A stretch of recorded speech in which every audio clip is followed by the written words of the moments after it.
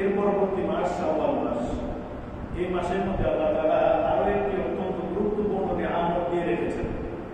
এই নিয়ামতটা কি? যে শাওয়াল মাসে যদি কোনো ব্যক্তি মাত্র 6টা রোজা আদায় করে, এই 6টা রোজা যদি কেউ আদায় করে এবং তার পূর্বে রমজানুল মুবারকে যে কয়টি রমজান হয় 29টি হোক অথবা 30টি হোক, তাহলে আল্লাহ তাআলা বলেন যে ওই ব্যক্তির আমল নামায় পুরো 1 বছর রোজা রাখার সওয়াব আমি দিয়ে দেব।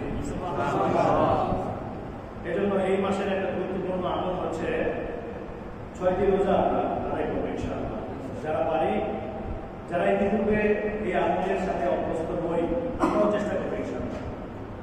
দেখেন আল্লাহ তাআলা এই উম্মতকে হায়াত দিয়েছেন কম, কিন্তু আমলের প্রতিদান দিয়েছেন অন্যান্য উম্মতের চাইতে বেশি।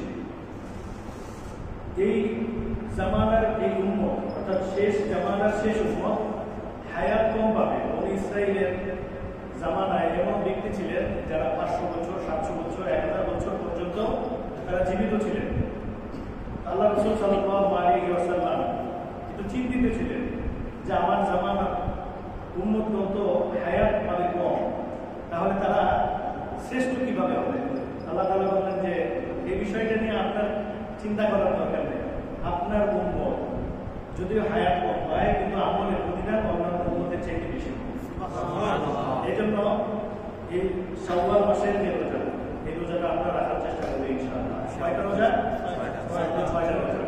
অনেকেই হয়তো বা আলহামদুলিল্লাহ শেষ করেও ফেলেছেন, অনেকে শেষ করে ফেলেছেন। আল্লাহ তাআলা তাদের আমলগুলো কবুল করুক।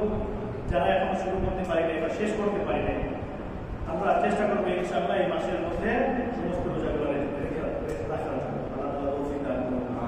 সেই সাথে সাথে আর একটা বিষয় হচ্ছে মা বোনদের রমজান মাসে কয়েকটা রোজা ভাঙা পড়ে, কারণ 3টা, 4টা, 5টা ইত্যাদি। তো যাদের এই রোজাগুলো ভাঙা পড়বে, কখন কখন পুরুষ মানুষেরও রমজান মাসে রোজা ভাঙা পড়ে 2টা কারণে।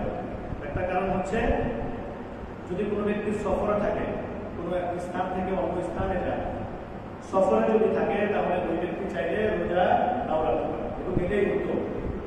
এই হচ্ছে একটা কারণ। দ্বিতীয় কারণ হচ্ছে যদি গুরুতর অসুস্থ হয় এবং যে অসুস্থতার কারণে সে রোজা রাখতে পারে না, তাহলে তার জন্য রুখসত হয়েছে, মানে এটা সুযোগ রয়েছে যে সে সুস্থ হয়ে গেলে বাকি রোজাগুলো আদায় করবে। তাহলে আমরা যারা পুরুষ মানুষ যারা রয়েছি, আমাদের এই 2 কারণে রোজা কখনো কখনো ভাঙা পড়ে।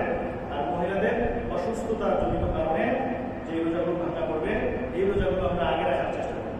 কারণ এই রোজাটা হচ্ছে রমজানের এই রোজা, এটা ফরজ, এটা পরবর্তীতে কাজা করতে হবে। এরপরে শাওয়ালের যে 6 রোজা, এই 6 রোজা হচ্ছে নফল রোজা, এটাকে আমরা